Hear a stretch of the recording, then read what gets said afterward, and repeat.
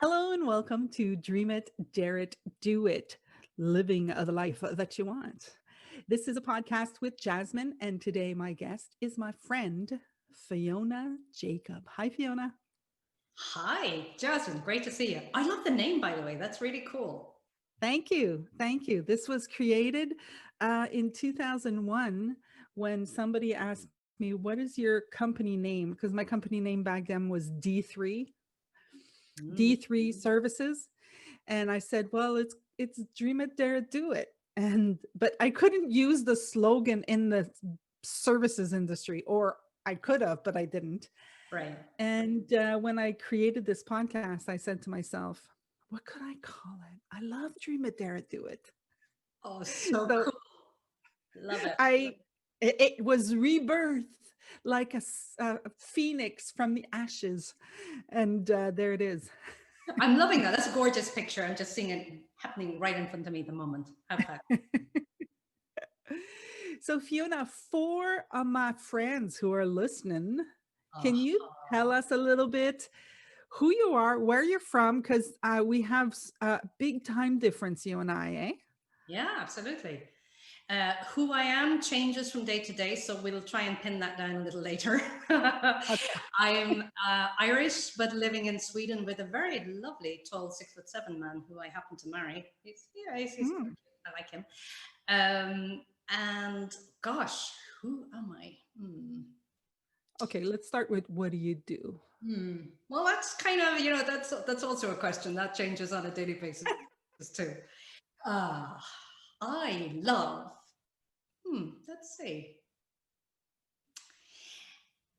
I guess who I'm being at the moment, let's start there because that's what comes to mind, is for me, I'm an uncompromising stand for people's greatness. Mm, I love it. And I have in that in brackets, just so you know, including myself. Because I happened to say that to my husband and he says, I hope you're talking about yourself too. And I went, okay, yeah, let's put that in brackets. So I'm a coach. I'm a coaching supervisor, which is basically helping people develop their coaching businesses and being a partner with them in their learning around coaching. Love that. And I run two businesses in Sweden with my husband. So, fingers in a lot of pies, you could say. What are your businesses in Sweden? So, one is a very straightforward, done for you consulting firm. Okay. We love helping people with leadership teams, conflict management. So, that kind of whole area, personal effectiveness, self leadership, all of that gorgeous stuff. And the other one, we actually have an online program, which is we love, which is called True Effectiveness. It really is about helping leaders, corporate leaders and or professionals who are stressed, burnt out, just kind of find their way back home. And so we help them through the program is online videos, but we also do Q&C, so questions and coaching every week. And we've had some phenomenal success, actually, which I did not think was possible with online programs, just telling. Okay. So we're thrilled. It actually stood us in really good stead, you could say, this spring when things kicked off with Corona, right? Because the whole consulting business stopped. You can't stand in a room full of 50 people, right? So a lot of the stuff moved over to online. And of course, this was a great, because it was already available, this was just really easy to switch over and have people do this kind of leadership training and education for themselves. So yeah, it's cool. So that's probably 2 days of my week, and the 3 days that I also love are coaching and supervising. And that's just with clients all over the world. So I just happy to get onto a call with somebody in Thailand as I am with New York or Los Angeles, even though the time differences are a little crazy. Yeah. And I had my first coaching in Swedish. Da-da-da-da. Feeling like the Swedish chef from the Muppets, just letting you know, folks. Really? So Yeah, you talk Sweden? I Swedish. can speak Swedish. I've only been here 2 years. Okay. My road has been a little bumpy, I have to say. I started formally learning Swedish about a year ago. And yeah, about 2 weeks ago, I had a very beautiful coaching call with a Swedish woman who I really love and adore. She's gorgeous. She can speak English, but we chose to do it in Swedish and see how far we would go. And I think we only had to break into English twice. So I think that was pretty cool. Nice. Very cool. Mhm. Well, Yes. everyone listening, I met Fiona through my Supercoach Academy endeavor, progress, trip, that, this thing I did that I think a lot of you who are listening to me know because I keep talking about it. Uh, Fiona was my mentor coach, um, and I love her. No, no, I So, love you more actually, just so you know. oh, okay, okay. So everybody, I actually had a coaching call with a podcast with Mur also. Yes. So I wanted, I wanted Fiona. Little problem with connecting because of, like she'd send me a calendar appointment and it was like, okay, if you want to meet me, you can. It's at 5:18 a.m. or something like that. And I was like, um, I'm sleeping at that time. So that was pretty interesting. But the conversations that I've had in the past with Fiona have always been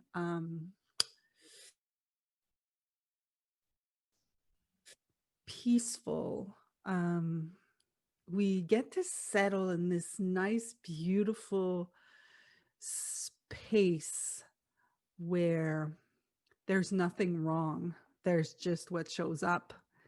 And I wish this to everybody to be able to have that space. So I wanted to thank you, Fiona, for that because, like, really, you showed me this and be the crazy me or be the lovely me or be the neurotic me. I remember sending her an email going, I'm so freaking sick and tired of myself.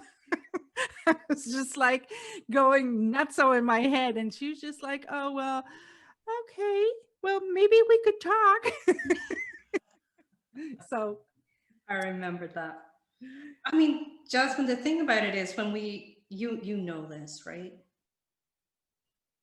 When we just listen to another human being and we just see them as, that perfection that they are, the pure potential that they are, the gorgeousness that they are. I mean, it's just so easy to fall in love with your clients, with your mentees, with your supervisees. It's just the way it is. I don't mean that in a sexual way, you know that, right? It's just, yeah. we connect soul to soul. We're in a space of unconditional love and we're fellow explorers. So when we really truly are in that space with another human being, there's nothing to get. It's just kind of hanging out and being both divine and human. And sometimes we just forget we're divine. Yeah. It is it is definitely, well, you and I were this weekend on a class with Mavis Karn. Right.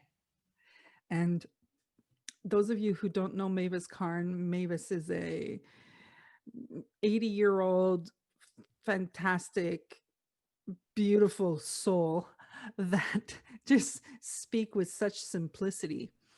And when I first started getting into this understanding of the three principle, when I started looking this that way, one of the things that I saw was that at my core, I was love.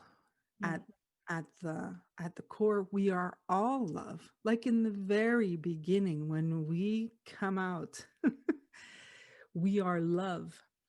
And um, it's been strange for me to say that to other people because they're like, okay, what are you're in love with me? What? Because there's like we have this thing, right, where we think that love is a specific way. We're talking about love in a romantic way. Yes. And what I loved with Mavis, she put a name to it. This weekend, she called it impersonal love. Yes.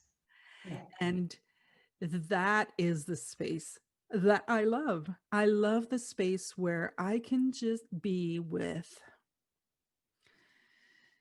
there's nothing right, there's nothing wrong, there's no judgment. There's, this is what I'm seeing. There's and it's such a beautiful place to see, to dwell in. And and this brings me to dreaming. Um Hmm. like I the reason why I started this podcast is because I want people to dream, Yeah. and dare to go, wow, I like this, and then dare to do it. So that's why I've done Dream It, Dare It, Do It. Um, and so I I would like to ask you, like you're talking about your life and how beautiful it is, and how you have a 6'7" man in your life. 6'7". That's tall. I'm just saying. Yeah, he's an basketball player, so I guess he's right for the height. Yeah. Okay. So I was wondering if you've ever actually thought about, the evolution of how you dream, and if you'd ever even thought that it would bring you to where you are right now. Oh, I love that question, Jasmine. I've never had to think about it in that way. Let me see. I think when I was a little girl, I had a very, I guess, Hollywood picture of what love looked like. Mm-hmm. You know, man, woman, white horse, maybe, or, it just had such a romantic, gallant vision around it. And life doesn't, life didn't quite show up that way for me. I was a very insecure child and worried so much about myself and worried about the thinking that was going on in my head. Not that I knew it was thinking, of course. I just thought it was who I was, that I wasn't good enough. So although I kind of dared to think someday my prince would come, Mm-hmm. it never really felt true to me. But what I love about life is when we show up as we do and we just follow life. Like, I didn't know what these nudges were when I used to get these nudges, like, go here, do this, show up here, talk to this person. I just didn't know ever where it was going to take me. And it took me all around the world. I mean, I've lived in 10 countries. I've been in the middle of major disasters.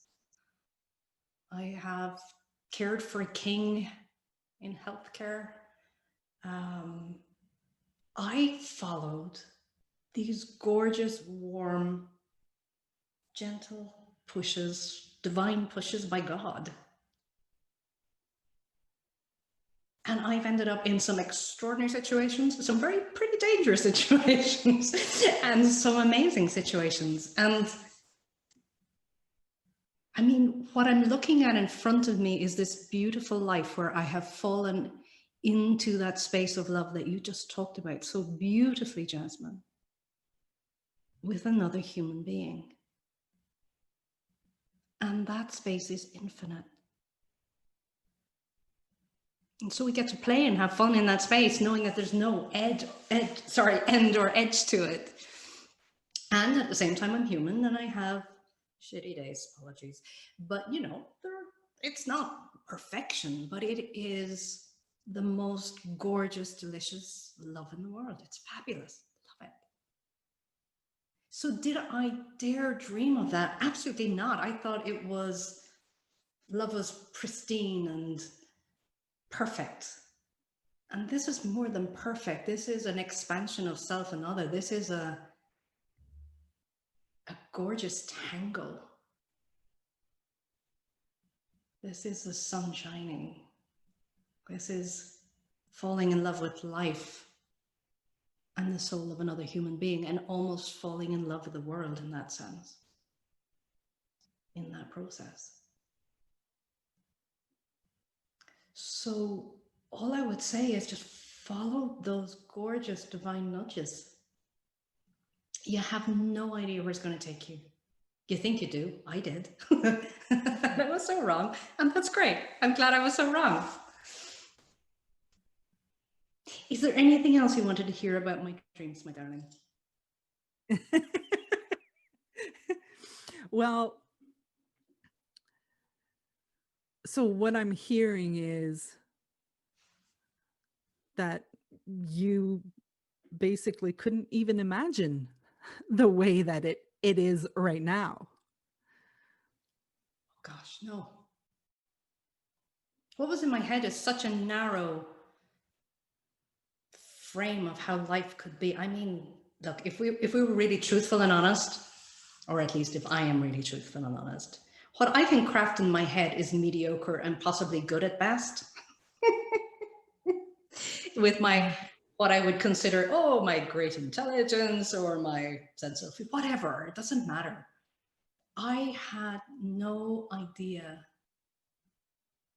of the pure potential of life, of the infinite possibilities that exist for us in life. That wasn't in my picture of the world. I mean, if it was down to my mum, bless you, Mum, love you, I'd have been married to the guy next door called Kieran, who was also tall, by the way. But you know, it would have been a shadow of a life, not because Kieran isn't a great guy, but it's just my imagination doesn't have the capacity for what mind has in store for us, what divine intelligence has on the agenda for us, on the menu for us. It just never showed up that way. And I'm so bloody glad it didn't show up that way, because that would have been one heck of a, well, yeah, a narrow frame.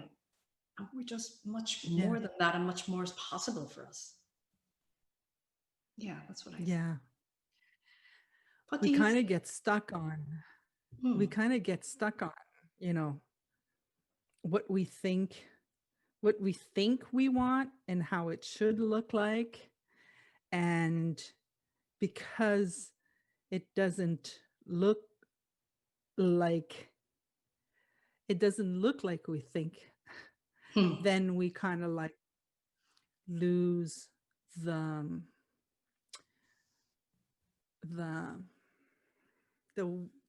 desire, the like we kind of like stop breathing life, you know? Nice. We kind of stop breathing it in. And then we say, well, that's it. It doesn't look like it, so I suck, you know, or it sucks, or life sucks. Yeah. Or life sucks. I was having a great conversation with somebody today who said her mum had her cataracts removed, 2 of them in each eye over the last 4 weeks. And she had lost her color distinction. And she's woken up to the trees in fall are red and orange and yellow. And before they'd just been one color. And I think, what a gorgeous metaphor for us in life. It's almost like we lose the color and the aliveness of life. It's almost like we get a little tainted or tired. And I guess just in this conversation with you, Jasmine, what I would invite people to, from bottom of my heart, is to just find that aliveness, that tingling, that sense of who we are, the truth of that. And no matter where we are, and I've been in some hairy situations, we're always okay. And there's always something to be seen, and there's always something new to unfold. We just don't see it, and we kind of, you could almost say, like, we give up too soon. I don't know if that makes sense. Yeah, it definitely does make sense. I think that I was actually going towards seeing too. It's kind of like looking and seeing, like I'm reminded of, you know, like one of my dreams as a kid was I wanted to be a singer.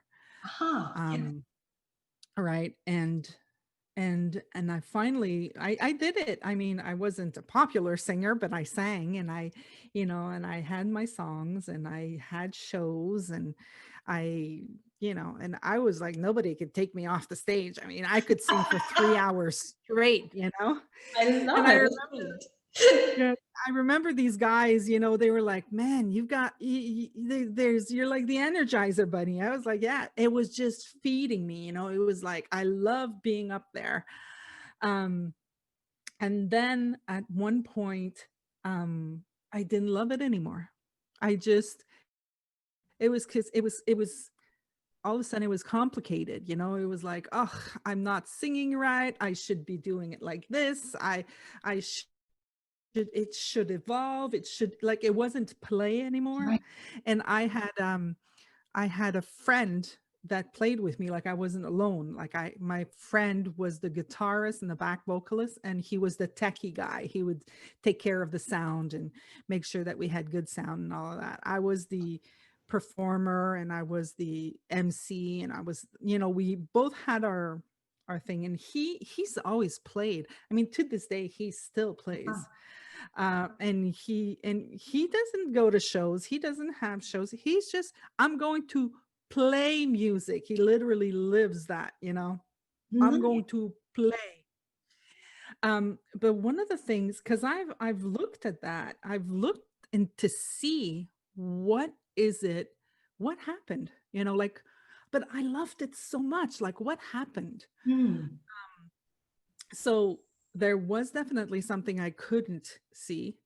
Um, and and it was my thinking about it. Like, like, I believed whatever I had made up about it. Yeah. Once I saw that, I was like, oh, okay, so that is not true. I don't have to do all of that. So I still didn't have the urge to go back. Like, I figured, oh, once I saw that I wasn't my thinking, I'll go back to singing. But I still didn't want to go back. And I started looking again, looking in that direction of why. It was a look within. And I just started looking within for many, many things in my life. I invite everybody to look within so that you could see what it is that is driving you, that is, like, is it you, or is it what you think that is driving you? Mm. That's a, And what are the things that I saw? Say, I'm sorry, I said that's a beautiful distinction. Thank you. my internet is a little wonky right now. What did you say, Fiona? I'm sorry, sweetheart. I said what a beautiful Yeah. distinction that is between what we think we are or who we really are. Yes, great. Yeah. So I really saw that, you know, I was doing it in order to, like, I had an in order to XYZ. And once I saw that I really didn't want the XYZ, I was okay with not doing it anymore. And I still sing occasionally, like, I'll sing in my shower. And when I'm doing some Facebook Live, sometimes I'll start, you know, dishing it out. Let's just go Ooh. ahead and start Are you singing. going to do something today, you think? Uh, uh, mm, Maybe we'll know. Well, I don't know. But yeah, I mean, it's not, I don't have an in order to now. It's just like, it's driving me to just, okay, I'm gonna burst out in song right now, and here goes. I love the spontaneity of that, though. Yeah. It's something that's so, I don't know, I just hear it as so freeing when in the moment you burst into song. It's like, again, it's back to that aliveness we were talking about a few minutes ago, right? It's the flowing through you in the moment to create. I love Yes. that. Yeah. Yes. It's that I actually, I get inspired when I see people bursting into whatever they are wanting, that they're actually, there's nothing in the way, not the shoulds, not the betters, the comparisons, all that thinking that stops us from being alive, from just playing and enjoying. I love to see that. I mean, I sometimes, and when I do burst into song, you Right. know, right after that, I have a ton of thinking that shows up that's like, what have you just done? You're gonna look like this XYZ. And I'm like, yeah, thank you very much. Right now, I'm not doing shaming right now. Thank you. Postponing shaming for today. Excellent. Yes. Yes. I heard that this weekend, I think, somewhere. I'm like, nope, not doing that today. Thank you very much. Have a nice day. So that's where the daring comes in, right? Like and it's not a daring like I dare you to do this and then you go beyond, you're just doing it to dare. But I'm talking about daring in the sense of the thinking is not true. It's not, it really has nothing to do with you. It's Right. like what you're thinking is none of your business. That's good. Yeah, I love that. We make it so personal, don't we? Like this is, oh no, this has got something Yeah. important to tell me. I need to I need to think about this one. This has got my name on it. Yeah, so untrue. But I was thinking as you're Mm. talking about daring, one of the things I used to love when I was a kid, Jasmine, was traveling. We very lucky when I was young. My parents loved to travel. And even though we didn't cross stateside, we went to Europe pretty much every year, I think, from the time I was about 5 or 6. So I've always loved just, getting on a plane or getting in the car and taking the ferry or whatever. I just love to move around the world. And I guess I probably had this dream. I would love to visit every country in the world. Well, I haven't done that, so I'm not going to suggest that I have. But what's on the cards, which are really exciting for me, is my husband and I, we love to sail. And we have made a decision to sail around in 3 years. Mm. Now, I'm not a sailor. I mean, I've only started sailing since I've been in Sweden, so a couple of years. But I just thought in my head, it was going to be that I will fly to a country and I'll be there for 2 weeks and, maybe stay at a resort or a hotel, get to know some people. But now we get to sail across the Atlantic. We get to pull in the boat to San Martin. We get to spend, who knows, it could be 2 weeks, it could be 6 weeks, it could be 3 months on an island and just hang out. And that just fills me full of not only excitement, because I'm bursting out the lightness, I think, as I'm talking about this. It's just what's possible that never seemed possible before. It had to look a certain way. It was going to happen that way. And now it's going to happen a completely different way. And it's going to involve a bit of work because sailing around the world is kind of fun, but not a whole hell of fun sometimes because, you got weather and stuff like that. That's not very cool. But I just think to myself, wow, we could actually stay 9 months in Australia because that's possible with weather and currents and winds and all of that. Sometimes you can hit Aussie in March and you can't leave till November. I mean, what fun is that? So you get to explore, but from a completely different perspective. So that's kind of the dare. And maybe even the do. I'm not sure. Yeah.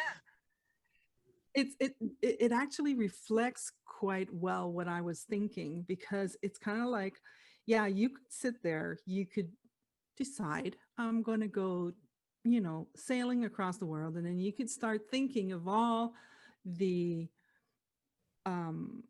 possible catastrophic things that can happen, right?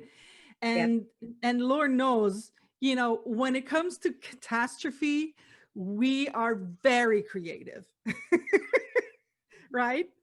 Well, I can do drama and I can do major disaster. I've got a penchant for both, I have to say. There you go. There you go. Right. So, but as you're talking, it reminded me of when I went skydiving, and I remember, yeah, I skydived. It's And cool. now that I've done it, honestly, never going to do it again. Brilliant. Now I've had the thinking, but what was hilarious in this whole process was that, I remember my colleagues were like, "You're going, oh my God, you're going skydiving." And they were freaking out. And I was like, just relax, people. Geez, it's no big deal. I'm going to, somebody's going to be tied to me. Who cares? I mean, what are you talking about? I was really very, very nonchalant about it. Cool. And Nice. even I got there, Fiona, they're telling us, and he starts explaining things. And I remember, they give us like a safety course before you do the tandem jump. Okay. So one of the things he said was, and it really stuck with me. This one thing, don't ask me about all the other ones, I don't remember, but this one, he said, if you feel like throwing up when you jump out, please pull your jacket and throw up inside your jacket, like inside your suit. And like I had a lot of thinking about that, but why would I want to throw up? Like, what do you mean you want to throw up? Some people want to throw up. I don't understand. So Right. anyways, got in the plane, and I could show you the video. You see me sitting down, and I'm like, like really, and I'm like looking at him, and I'm going, oh my God, oh my God, oh my God, really not feeling the oh my God, oh my God, oh my God, not all. It was really for humor effect. And then he opened the door. Dun, dun, dun. Yes, I'm gonna put music in editing. Because then I was like, oh my God. Then I was holding to the side, and he was pushing my arms, and he was like, let go of the side. And then we jumped. And then I started feeling nauseous, and I was like, oh, and I remember, because when you fall, you have a lot of sound. Yes. And it's very noisy, the wind, right? And then he pulls the strap, and then it becomes so silent. Like really, it's like super silent up there. Yeah. And then I said, oh, now I know what he meant when he said, if you feel like throwing up, do it in your suit. And my tandem jumper guy, he goes, are you going to be sick? And I'm like, and the only words through it all, I don't know how long the flight is. I'm going to say, by the time you get down, I'm going to say, what, 5 minutes? Maybe. And the whole way down, I'm saying, oh my God. Oh my God. And he keeps saying, are you okay? Are you okay? So I didn't have any thinking whatsoever, before that. And that's what I'm like. Now I know, now I have the thinking, and I definitely know I'm not going to jump again. Unless you do. Unless I do. Well, right now in this moment, I am. So, and it's funny because when you said sailing, I actually had the thinking show up, and I was like, oh no, I would be so afraid.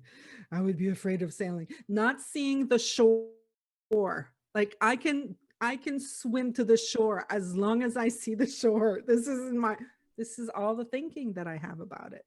Yeah. Well, as you're talking about getting sick, this is a great podcast. They say when you get on the boat for about the first 3-4 days, you got to get your sea legs, right? Particularly when you're going across the Atlantic, particularly. But again, probably when we're across the Pacific. And it feels so deathly sick for those 3-4 days. So we'll have to do something about that, Jazz, because that's not going to work if there's just the two of us and we have to do night shifts and day shifts. And so it sounds actually very romantic, I think, but in the way I think it's going to be lots of hard work with, I think it'll just be amazing. And again, it's a bit like falling in love with the stereotypical Hollywood romance. I think I have no idea how it's going to be.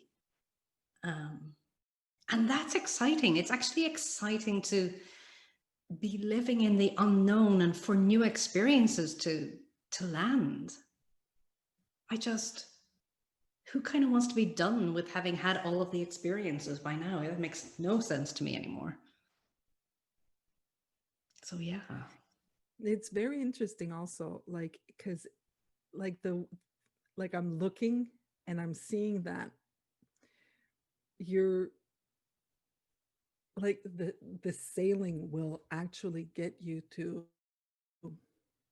experience the how life works.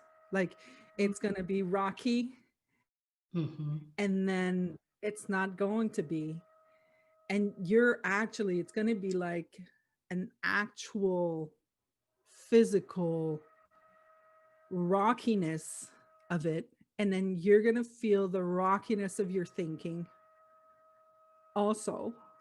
Yeah. And then it's all going to become calm, and then you'll be like, huh, well, I went through that one. Yeah. I love that analogy. That's great. I can see the weather storms where they have 15-foot and 20-foot waves and thinking, oh dear God, why did I sign up for this? Yeah, I'll have that rocky thinking. I know, I'm putting my hand up now and I'm just going to say it because I will. Yeah. And then I also know when there's such excitement and such danger in those moments too. Who knows, right? It doesn't have to be a certain way. But I also know that when you're kind of just, the boat is chopping through the water as it does, as you're sailing, it's that quiet that you talked about when you jumped out of the plane, when you did your tandem jump. It's the same at sea. It's like there's nothing between you and nature. There's nothing between you and you, God. There's nothing between you and spirit, whatever word you want to use for it. There's nothing between you and the divine. It's kind of like a communion, actually, or a oneness, or a realization that we're part of this pure divine intelligence. Mm-hmm. And I think that's going to be gorgeous. I'm thinking that, people listening might say, well, I'm not going to go sailing across the world, so I won't get that noise, that silent, I mean, that silence. But, you don't have to jump out of a plane or go out sailing across the world to find that stillness in you. So true. It's who we are. It's part of who we are. We don't even have to create it because it's who we are. Yeah. If you subtract away all of our, well, for me, I'll put in my crazy thinking because obviously you're sane. But for me, if you subtract the crazy thinking that I have from moment to moment about life and stuff and people and whatever, and you just fall back home, it is that stillness. The stillness of our soul. It's just always there, kind of with its arms open, waiting us to fall back there. And it's not about doing something. There's actually nothing to do. It's about stopping to do something. Yeah. Yeah. Kind of ignoring the noise, the noise and the dust that we kick off in our lives, and just, I think it's also just knowing that it's there too. It's having a sense, this is who I truly am when I am still.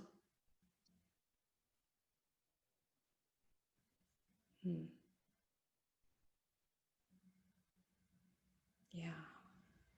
was going to say I'm in the space of God, but it becomes this intersection of divine and human.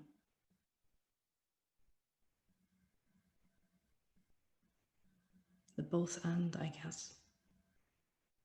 Mm. Both the crazy, messy human that I am, at least. And that. Oh, I'm a crazy, messy human too. Trust me.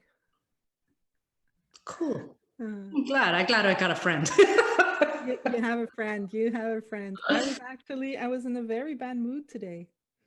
And I was like, no, I'm having a podcast with Fiona. I ain't gonna stay in that space.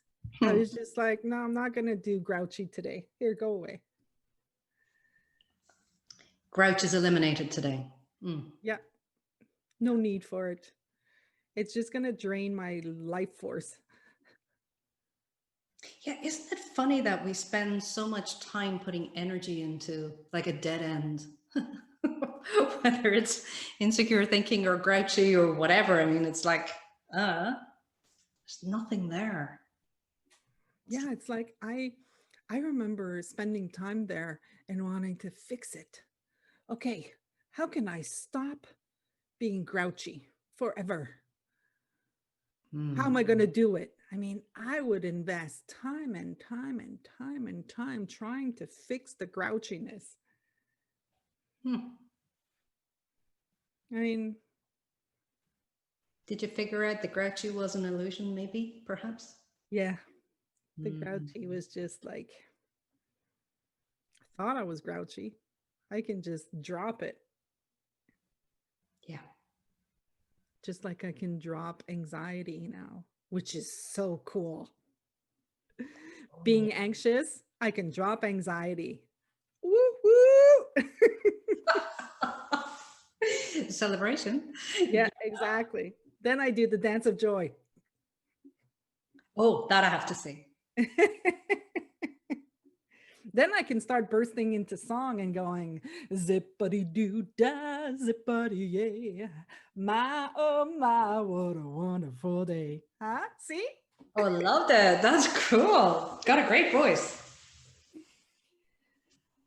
Oh, so where does that take us, honey? Where do we went around the world and back and out of airplanes? And yes, I think that we can, like, I would ask you, do you have any inspiring words? And when I say inspiring, I mean words that would breathe life into the end of this conversation for someone who's struggling with living the life that they want in this crazy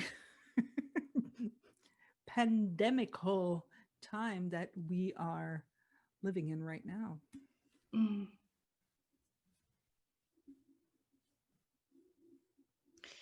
The only thing that comes to mind, Jasmine, I wish it were more profound, but is just know that you are love and that everything else is noise.